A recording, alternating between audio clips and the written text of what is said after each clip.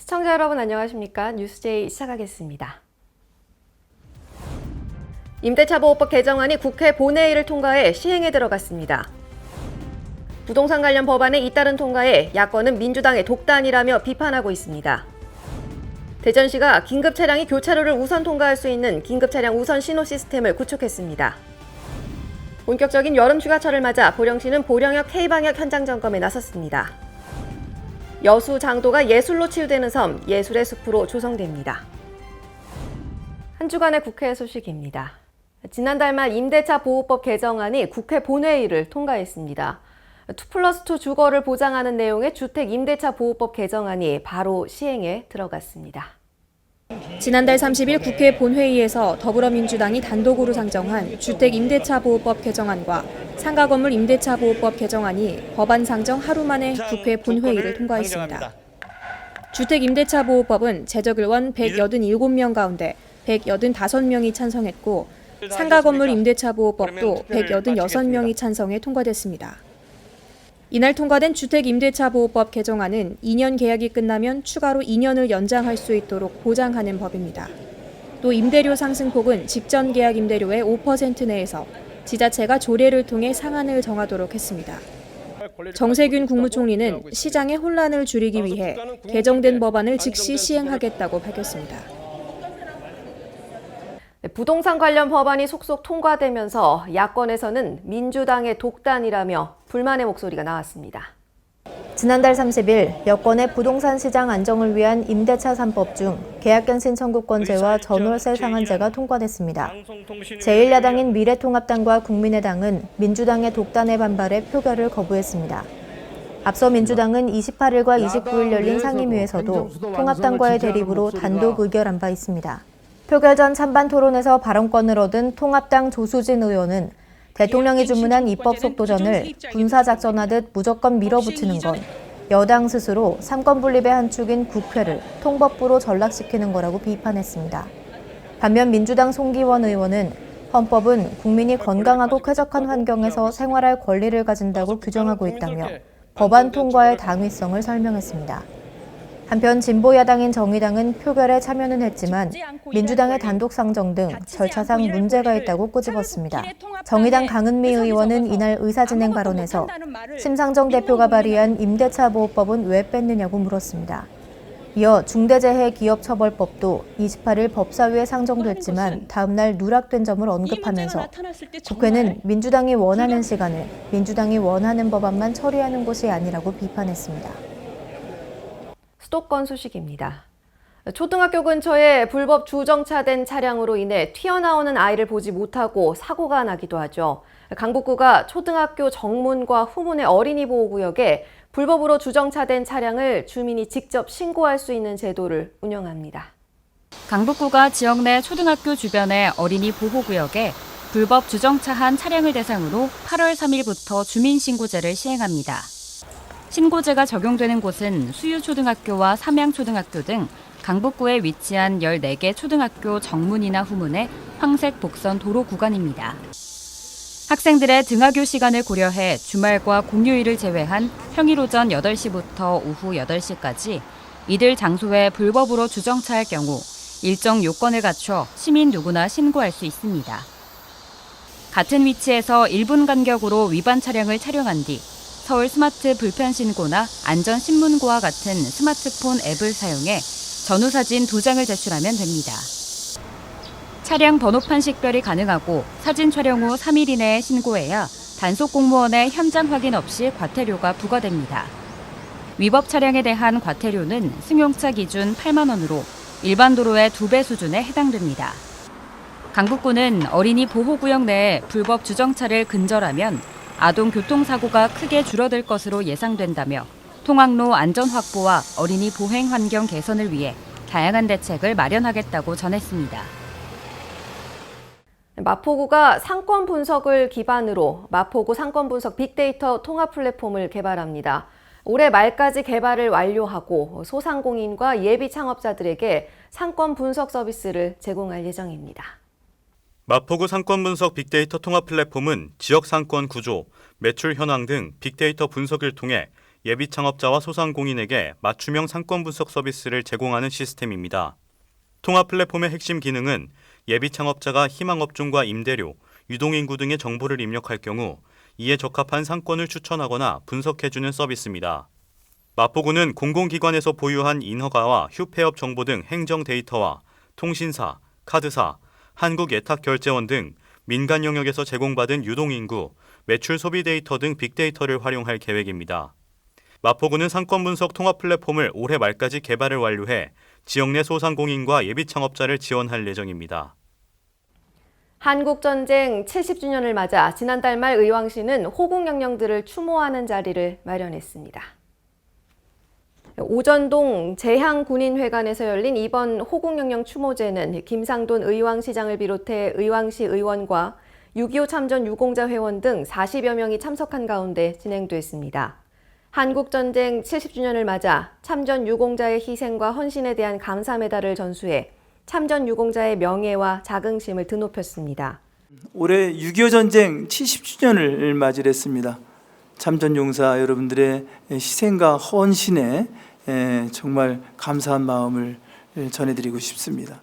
오늘 이런 위령제를 통해서 그런 나라 사랑하는 마음들이 좀 더 싹틀 수 있게끔 하는 그런 뜻깊은 자리가 됐으면 좋겠다라고 하는 말씀도 드립니다. 한편 행사에 참석한 석종윤 6.25 참전 유공자 회장은 순국선열과 호국영령의 위훈을 받들어 애국심을 이어가야 한다고 전했습니다. 다음은 광역시 소식입니다. 소방차, 구급차 같은 긴급 차량이 얼마나 빨리 현장에 도착하는지에 시민의 생명이 달려 있는데요. 대전시가 골든타임을 확보하기 위해 긴급 차량 우선 신호 시스템을 구축했습니다. 대전시가 긴급 출동 차량이 정차 없이 신속하게 이동할 수 있도록 하는 긴급 차량 우선 신호 시스템 구축을 완료했습니다. 긴급 차량 우선 신호 시스템은 소방차, 구급차 등 긴급 차량의 이동 위치를 미리 감지해 교차로를 우선 통과할 수 있도록 일시적으로 신호를 제어하는 시스템입니다. 긴급 상황이 발생했을 시 교통 혼잡과 그리고 사고 등으로 골든타임을 놓치는 경우를 우리는 많이 보았습니다.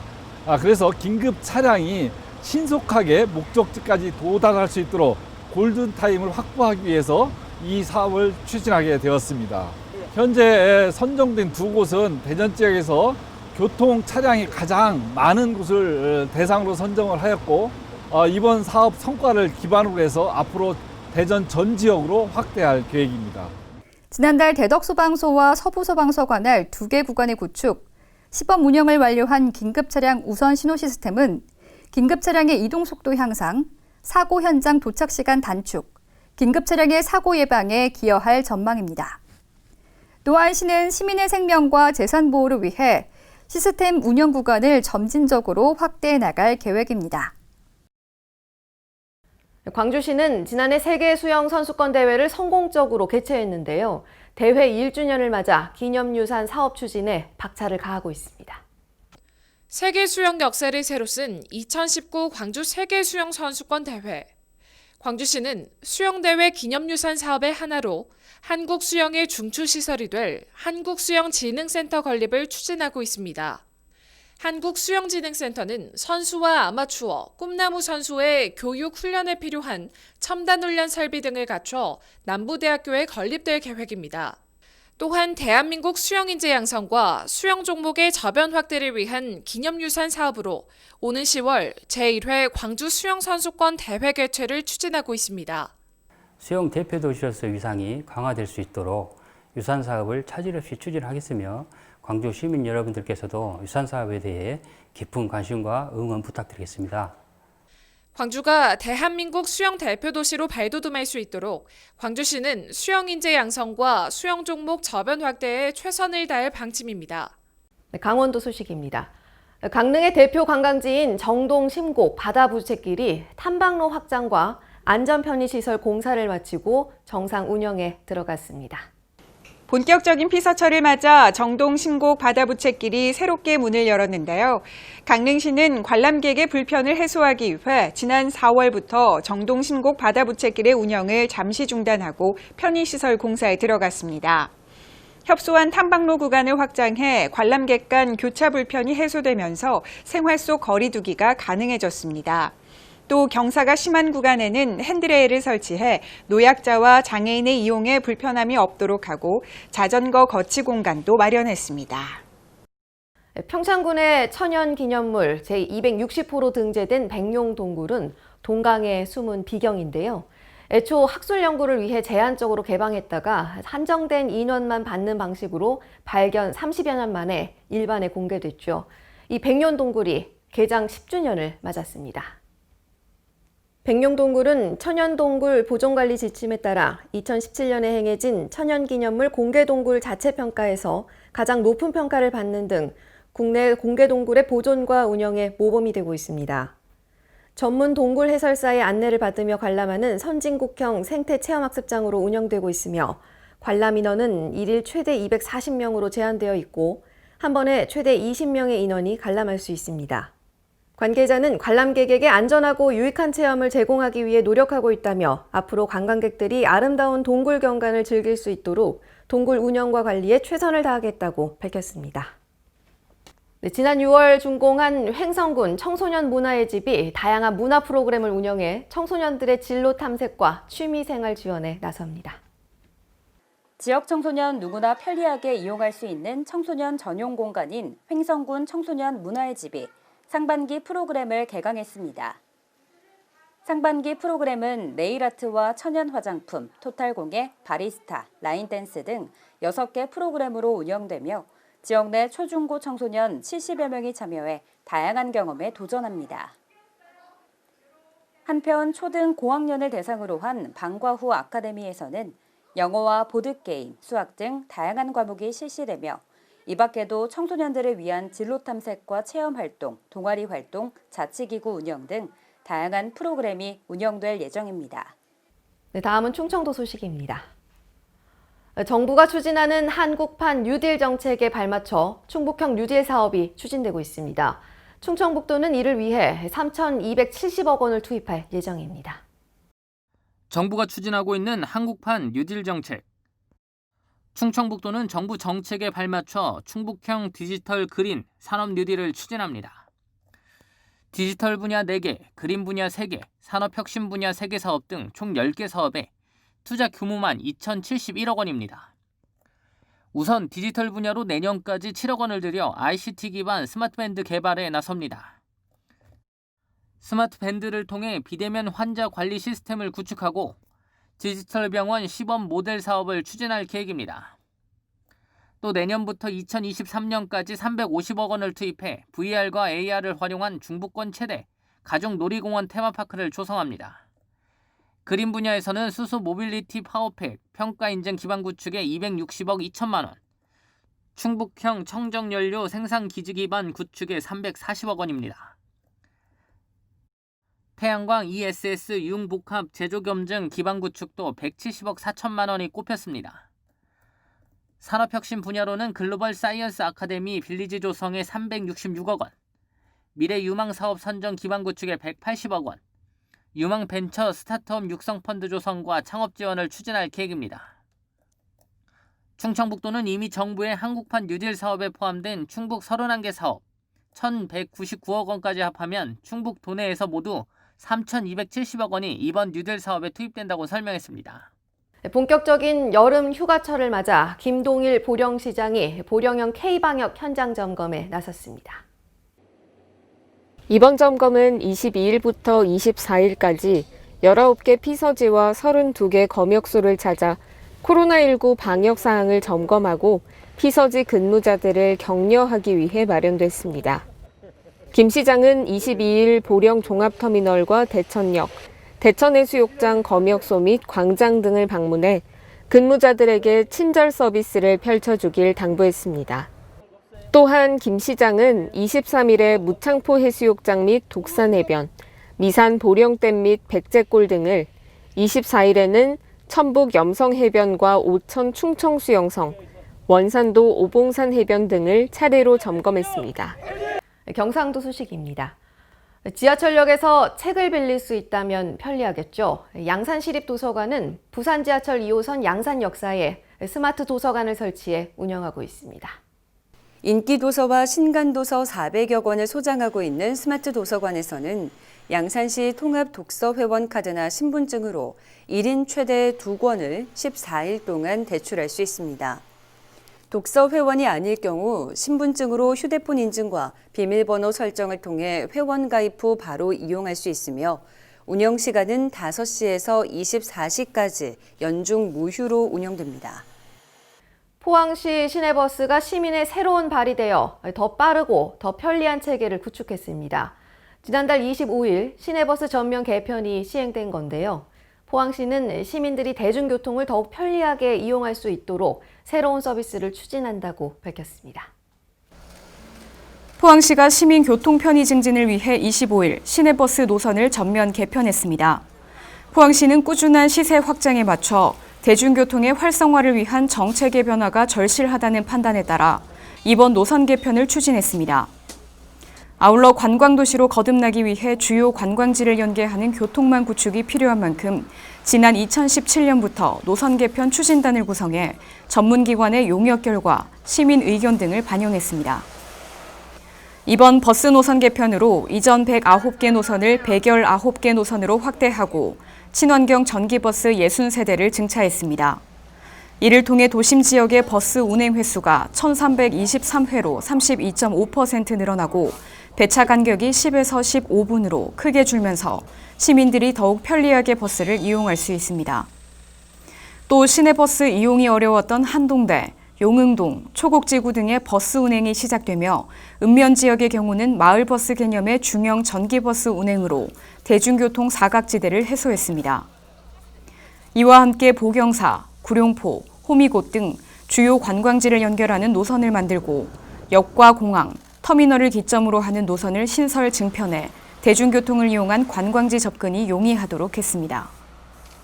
시는 승강장 정비, 안내 홍보물 배부를 통해 시민들이 시내버스를 이용하는 데 불편함이 없도록 만전을 기하고 있으며 앞으로도 전기버스의 운행 비율 증대 등 친환경 대중교통 도시로 나아가는 데 행정력을 집중할 계획입니다. 네, 전라도 소식입니다. 여수의 장도는 바닷길로 갈 수 있는 조용하고 아름다운 섬인데요. 여수시가 이 장도를 예술의 숲으로 조성하기 위해 전라남도 GS칼텍스와 업무 협약을 체결했습니다. 장도 예술의 숲은 예술로 치유되는 섬이라는 콘셉트의 사업으로 2023년까지 12-26억 원의 국도비 26억 원을 포함해 총 52억 원을 들여 예술광장, 긴섬 오션뷰, 센터 정원숲이 조성될 예정입니다. 이번 협약은 블루 이코노미 실현을 위해 바다, 하늘, 섬, 숲과 같은 청정 자원을 활용해 남해안을 대표하는 명품 숲을 조성한다는 내용으로 체결했습니다. 한편 GS칼텍스 지역사회 공헌 사업으로 지난해 5월 문을 연 장도는 서축교, 아뜰리에, 전시관, 다도해 정원 등이 조성되어 있으며 현재까지 35만 명이 방문해 여수시 명소로 자리매김하고 있습니다. 연일 이어지는 폭우로 인해 많은 지역에서 피해가 속출하고 있습니다. 전북도에서는 긴급 대책회의를 열고 홍수경보를 내렸는데요. 황인아 기자가 보도합니다. 사흘째 굵은 빗줄기가 쏟아진 전북 지역에 침수 붕괴 등 피해가 속출하고 있습니다. 30일 전주기상지청에 따르면 지난 28일부터 이날 오전 10시까지 내린 피해 양은 완주 214.4mm, 전주 172.4mm, 김제 135mm, 무주 132mm 등을 기록했습니다. 현재 무주 진안에는 호우경보가, 남원과 장수에는 호우주의보가 내려져 있는 상황입니다. 전북도는 긴급대책회의를 열고 오전 11시까지 17건의 비 피해가 발생했다고 공식적으로 밝혔습니다. 또한 재난대책본부 관계자는 전주와 정읍, 남원, 김제, 상수, 순창 등 6개 시군의 8개 강변주차장과 전주 시내 16개 다리 및 도로를 통제하겠다는 대책을 발표했습니다. 이번 비는 31일 오전까지 50에서 150mm, 지리산 등 많은 곳은 200mm 이상 더 내릴 것으로 예보돼 시간이 갈수록 피해는 더 늘어날 것으로 보이고 있습니다. 지금까지 전북에서 황인아였습니다. 코로나19의 장기화로 청년들의 구직난도 계속되고 있습니다. 무주군에서는 청년들의 일자리 정책을 마련하기 위해 현장에 방문하고 소통 간담회를 열었습니다. 무주군이 소통 간담회와 현장 방문을 통해 청년들의 의견을 청년 일자리 정책에 반영하기로 했습니다. 청년 창업공간 지원사업 공모에 선정된 청년은 10개월간 1,250만 원의 초기 창업비를 지원받게 되며 현재 4명의 청년들이 창업 준비 중에 있습니다. 이 사업에 참여 중인 한 청년은 재정 부담 때문에 창업하는 데 있어 애로사항이 있었는데 군 지원 사업으로 평소 꿈꿔왔던 분야에 창업하게 됐다며 무주 청년들에게 귀감이 될 수 있도록 사업장을 잘 운영해 나가겠다고 말했습니다. 황인용 무주군수는 청년이 창업하는 과정에서 경제적 부담으로 큰 어려움을 겪고 있는 게 사실이라며 청년 창업자들에게 조금이나마 재정 부담을 덜어주고 무주에 정착될 수 있도록 청년 창업자와 희망자들과의 목소리를 청취해 청년 일자리 정책에 반영하겠다고 말했습니다. 지금까지 전북에서 황인아였습니다. 남원읍성은 외적의 침입에 대비하기 위해 조선 후기에 중수된 성곽인데요. 남원시는 미래 후손에게 온전한 문화유산을 물려주기 위해 남원읍성의 복원과 개선에 발벗고 나섰습니다. 황인아 기자입니다. 남원시가 남원읍성의 복원과 개선을 위해 조사에 나섰습니다. 남원시는 지난 2019년 9월부터 현재까지 약 1년여에 걸쳐 조선문화유산연구원과 함께 북문지를 포함한 북성벽 약 200m 구간에 대한 발굴조사를 진행한 결과 북문지의 구조 및 형태를 파악할 수 있는 시설들이 확인되었음을 발표했습니다.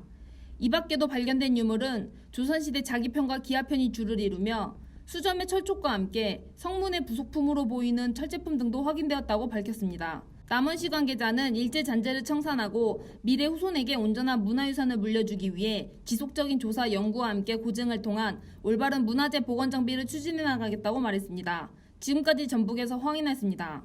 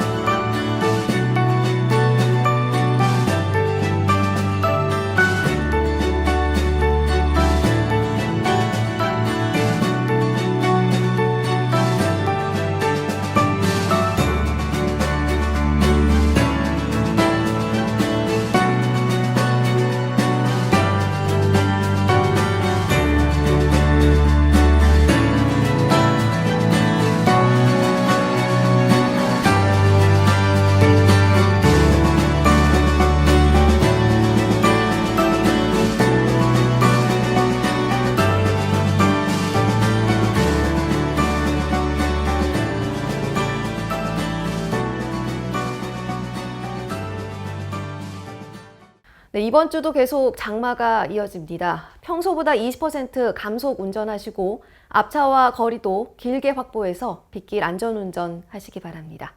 이상 뉴스제이 마칩니다. 시청해주신 여러분 고맙습니다.